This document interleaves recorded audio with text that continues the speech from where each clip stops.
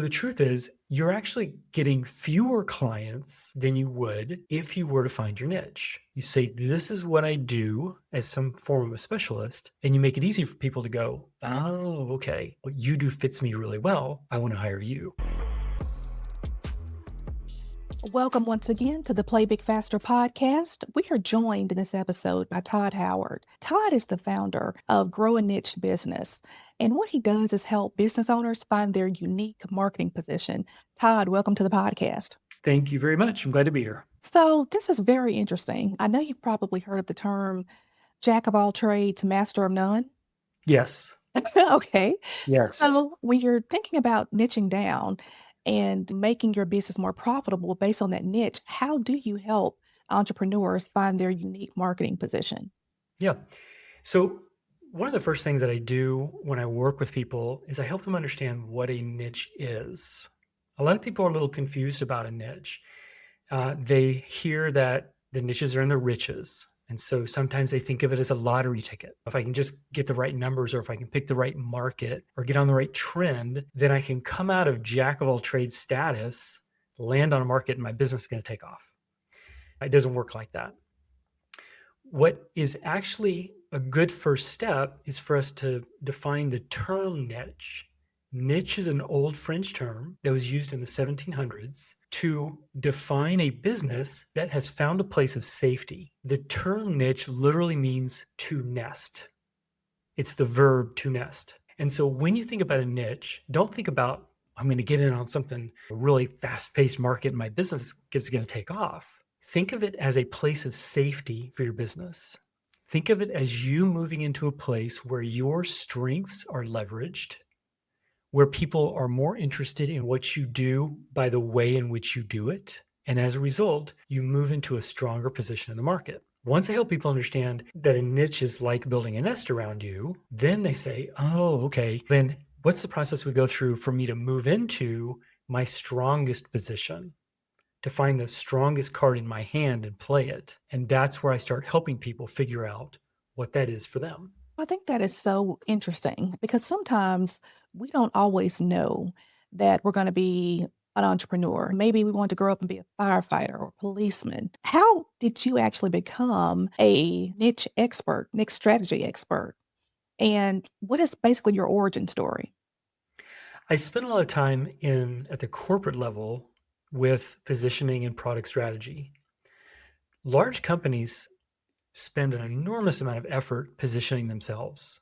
That's why we all know when we should go to Walmart and when we should go to Target. The difference between Lululemon and some other lower end brand.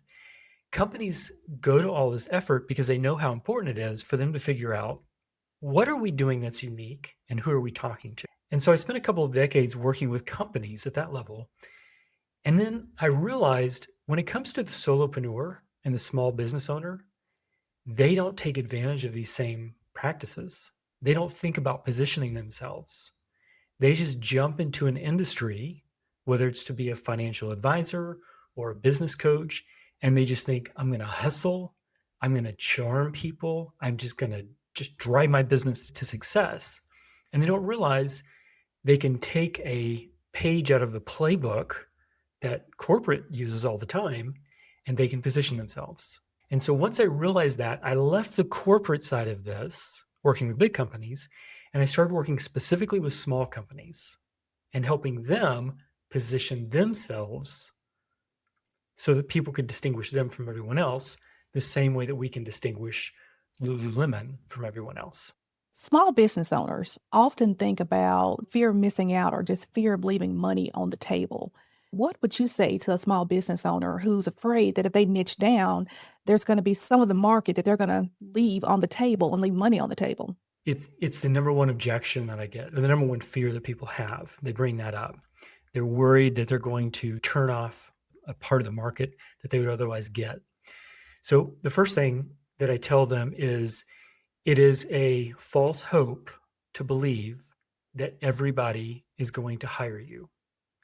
When you imagine your addressable market, you imagine sometimes thousands, but at least hundreds of people. And that's not actually true. The potential clients that you're dreaming about, they're looking someone that can fit them really well. They're looking for a specialist. And so if you come across as a generalist, they're going to say, I'm sure you're a nice person. I'm sure you can do a pretty good job, but I want to find somebody that can do a great job. I want to find somebody that does something very specific that meets my needs. And so they pass you by. So the truth is, you're actually getting fewer clients than you would if you were to find your niche. Because when you find your niche, you put a stake in the ground, you say, this is what I do as some form of a specialist, and you make it easy for people to go, oh, okay, what you do fits me really well. I want to hire you. So your real market gets bigger when you niche. Well, you've consulted as a product and go to market strategist. Over the course of working with multiple clients, what are some of the success stories or examples of successful patterns that you've seen some of your clients implement with their niche strategy? That's a great question. I'll give you two examples.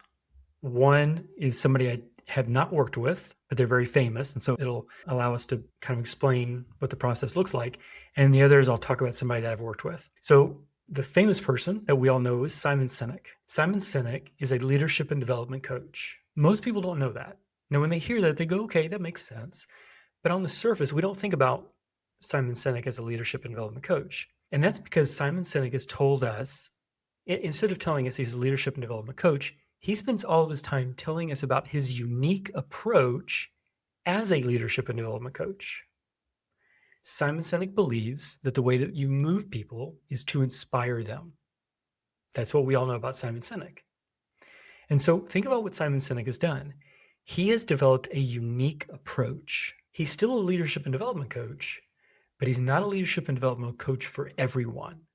He's a leadership and development coach for those people that believe there's something inspiring about what they do. And they get very excited and they want to hire Simon Sinek. So that's an illustration of what it looks like to find your niche. You're still in the same industry, but you say, this is the unique approach I take in my industry. And that makes a subset of the market go, ooh, we really like that. We want to hire you. I'll give you another example of somebody that I recently worked with. A guy's name is Alan. He's a certified exit planner. He helps businesses who want to sell in the next few years start gearing up for that. There are several things that make it easier for you to sell your business at a higher price. One of those is to reduce owner dependence, meaning if somebody's going to buy your company, they need to be able to run it without you. So your company is to run without leaning on the owner all the time. What Alan did is he said, I'm still a certified exit planner, but I helped Alan develop a unique approach where he says, you know what trips up owners more than anything else is they're not able to trust their employees. They hoard all the major responsibilities. They don't want to hand those over to the employees. And the employees, they need to change some things too. The employees need to step up so that the owner can hand over those tasks. And so Alan is a certified exit planner. There are a lot of those. But as soon as Alan starts talking about building trust between the owner and the employees so the owner can hand off more responsibilities, all of a sudden there are some people in the audience that say, you know what? I have a big problem with trust. And I know that. So I want to hire Alan because Alan's unique approach fits me. So those are two examples that illustrate what you do to find your niche is you develop a unique approach. And once you have a unique approach, you stand out from everyone else in your industry and you draw a certain group of people to you that want to hire you. For a solopreneur who's doing all the things, how should they approach market research to kind of niche down differently than someone who has a team? So this is the work that I help my clients do. I take them through a process. I've put together a 5-part framework, and I'll tell people what that is in case they want to start to think about this for themselves. I take them through 5 steps, and it allows them to discover what their unique approach could be. So the 5 steps that I take people through, number 1, we take a look at your unique abilities with special emphasis on the unique insights and perspectives you bring to the table. If we were to sit with Simon Sinek a decade ago, maybe longer and at this point, and say, Simon, forget about business for a minute. Tell me what you believe is true to your bones. He would say something along the lines of inspiration is what moves people. I want to build something around that idea. So that's step one. I take a look at people's unique abilities. The second thing that I do is I help people build a unique customer experience using those unique abilities. You have an opportunity to work with clients in a way that's different from the industry norm. And so we figure out what that looks like. The third thing that you got to do is you got to look at the competition. Before you get all excited and think, "Oh, I found it. This is going to take off." You have to check in and say, "Is anyone else doing this? And how are they doing it?" Because you might need to further adjust what you're thinking so that you're you're distinguishing yourself from the competition. The fourth thing we do is choose a market. Once you know what you do, it's actually easy to figure out who is best served by your unique approach. And then the fifth thing you have to do is figure out, how do I change my current business so that I'm just working with the people that I'm most suited to serve and I'm just delivering my unique approach? Sometimes these are big adjustments, sometimes they're small adjustments, but you have to reposition yourself to take advantage of the unique approach that you found. So, those are the steps I take people through in order to figure out their unique approach so they have the equivalent of what Simon Sinek has in his industry. I think that is so interesting because you have a school of business advisors that say, follow your passion. If you make apple tarts, you need to open an apple tart storefront. And you have other people that suggest finding a gap in the marketplace, regardless of your interest, and filling that gap in the marketplace because that's what people want. How do you balance that with the approach that you take with your clients? By when you go looking for your unique approach, you will end up finding something you're passionate about. That's guaranteed. And you are also going to find an opportunity that you are really good at and you want to stay with long term. You're right in what you said. A lot of people want to follow their passions. Passion is not enough. That doesn't give you a business plan. And then some people want to grab a hold of sort of the next hot market, but long term, they're not going to enjoy that. And that's not always going to be the next hot market forever. Remember, it wasn't that long ago that digitization was the next hot market. Then crypto was the next hot market. And now AI is the next hot market. In 5 years, there will be another hot market. If you start grabbing hold of what you think is hot now, in 2 or 3 years, you're going to realize, man, I'm in an industry with thousands of other people. We're all doing the same thing. And I'm right back to trying to figure out what makes me unique. In figuring out what makes you unique, I know that you've probably encountered some myths about or misleading information about niche marketing. What are some of the most common misconceptions that, you encounter in this business? The biggest misconception people have is they think that they can get a niche or find a niche by choosing a market, which is related to what you were saying a minute ago. I'll use an example. During COVID, pet ownership skyrocketed. Lots of lonely people, great time to get a pet. So during COVID, you might have thought, wow, lots of people are buying pets. Let's get in on this. Let's chase down that market and try and offer some services for the vet industry, for pet ownership, training your pet, whatever, try and chase a market. That doesn't ever work out. And the reason is you're already late to the game. By the time you recognize it's a hot market, it's already on its way out. The people who benefited were the people who were already in a pet related business when COVID started. If you tried to jump in after COVID started, you're late to the game and it's not going to work out. And so lots of people try and find their niche by chasing the market that they think is hot now, only to realize, nope, they're showing up at the tail end, it's gone, and they weren't really suited to do a great job in it anyway. Some of this is timing, some of it is resources, but I also believe that some of it may be mindset. What are some of the psychological things that you run across in your business that, you know, people are struggling with that does not get them to the next level with niching down? That is a great question. Most people have a hard time believing that they have some creative idea inside of them. They keep wanting someone else to tell them, this is what you should do. They want to do market research. They want to look outside themselves and figure out what they need to do. But the truth is, the strongest card they have in their hand to play is based on some unique insights they already have. And what they need to do is take those and develop and integrate that into the best practices and develop something unique that they're really good at. And I'm going to go right back to Simon Sinek. Imagine, I'm talking like I know the guy, I don't. But you can imagine Simon Sinek sitting around Googling, oh, I could look at this industry. I could look at this industry. And he's just going around in circles. But when he puts all that aside and says, you know what? Forget about all that. What do I know to be true? What do I have to offer? And he starts going down the road of inspiration.